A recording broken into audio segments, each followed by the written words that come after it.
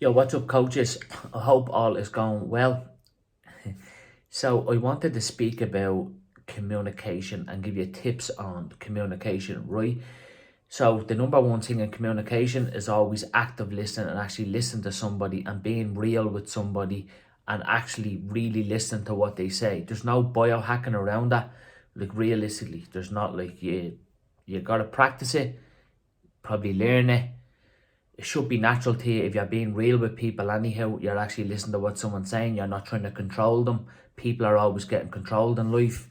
Please don't be that person. So if you're doing that, this would probably, the rest what I'm going to say does not make sense whatsoever. But on top of, outside of that, you're actively listening. Let's roll with new tips. So one of the key components of communication is credibility.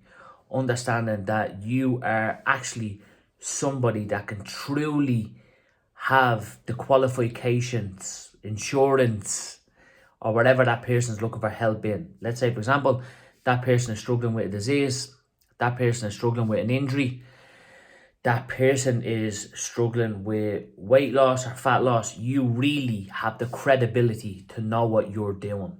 That's communication, because the communication flows, doesn't it? Because you know what you're talking about. That individual probably has experience and knows what you're talking about. So that's one. Credibility outside of active listening. The other one is when you are working with a client, before you close that deal, before you set them into a 6 or 12 month plan, whatever it is, understanding what the preferred communication is from both individuals going forward. Because I know right now people are using WhatsApp, apps, Messenger on Facebook, email, Voxer, so many different gadgets that like someone will probably just not want to work with you because it's too overwhelming in their lives and their career. So remember, an individual is choosing you as a leader to be able to lead them to get them to their goals.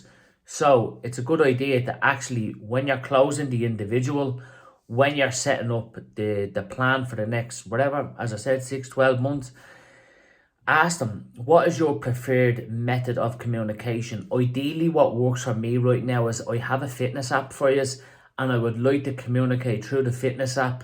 I don't really like to use WhatsApp. It's wasting so much time. I think you probably know that yourself.